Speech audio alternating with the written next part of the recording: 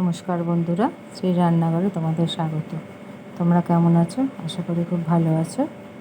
দেখো, কুঁদরি আলু ভাজা আজকের রেসিপি হচ্ছে কুঁদরি আলু ভাজা। তো চলো শুরু করা যাক আজকের রেসিপিটা। প্রথমে কুঁদরিগুলোকে কেটে লম্বা লম্বা করে সরু সরু করে কেটে আমি জলের মধ্যে ভিজিয়ে রেখেছিলাম। কিছুক্ষণ জলের মধ্যে ভিজিয়ে থাকলে কী হবে, এতে যেগুলো থাকে ধুলোবালি নোংরা লেগে থাকে সেগুলো তোমার জলের মধ্যে থেকে যায়। ভিজিয়ে রেখেছিলাম যাতে পড়ে যায়। এবার তারপরে ভালো করে হাত দিয়ে চটকে নিলাম। চটকে নিয়ে এবার আমি এটাকে দেখো কিছুক্ষণ জলের মধ্যে রেখে দেবো। তারপর আমি একটা ছোটো আলু, ছোটো পেঁয়াজ কেটে নিয়েছিলাম পরিমাণ মতো কুঁদরির সাথে দেওয়ার জন্য, কেটে ধুয়ে পরিষ্কার করে জল ঝরাতে রেখে দিয়েছি। দেখো আলু পেঁয়াজটা লম্বা লম্বা করে কেটে নিয়েছি। কুঁদরি যেমন কেটেছি তেমন আলু পেঁয়াজটাকেও কেটেছি। তো চলো এবার কুঁদরিগুলিকে তুলে নিই। কুঁদরিটাকেও ভালো করে ধুয়ে জল ঝরিয়ে রেখে দিলাম। কিছুক্ষণ কুঁদরিটাকে জল ঝরিয়ে রাখতে হবে যাতে একটু জল থাকে এর মধ্যে। এবার এটাকে ভাজতে নিয়ে যাব। কড়াইতে তেল দিয়ে তেলটা গরম হয়ে গেছে। প্রথমে আমি কুঁদরিগুলোকে ছেড়ে দিলাম।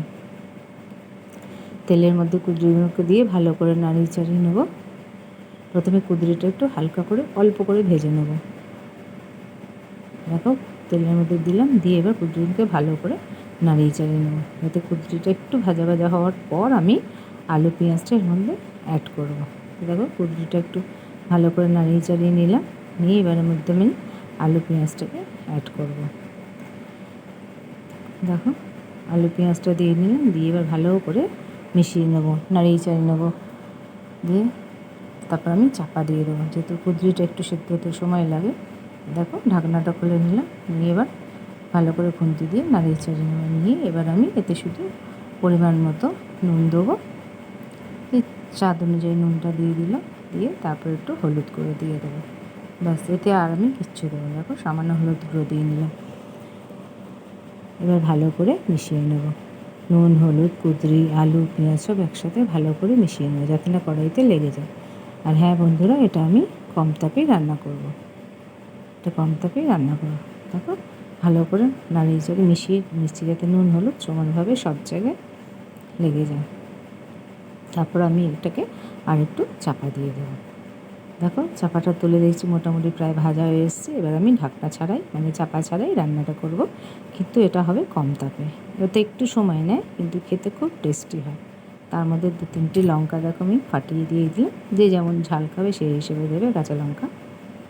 তা আমি 3টে কাঁচা লঙ্কা দিয়ে ভালো করে নাড়িয়ে চাড়িয়ে নেব। এবার এটাকে কম তাপে প্রায় 15 মিনিট ধরে নাড়িয়ে চাড়িয়ে ভেজে নিতে হবে। এতে আর আমি চাপা একটুখানি দেবো না, চাপা দিলে এবার জলটা ছাড়বে, আর চাপা দেবো না। দেখো যেহেতু নুন দিয়ে দিয়েছি, দেখো ভাজা প্রায় আমার শেষের দিকে। তো তোমরা কারা কারা ভালোবাসো আমাকে জানিও।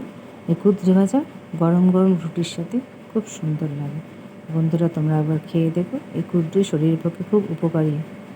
তোমরা কে কে ভালোবাসো কুঁদরি আমাকে জানিও। তো চলো বন্ধুরা, আমার ভিডিওটা লাইক কমেন্ট সাবস্ক্রাইব করে দিও। আজকের মতো টাটা।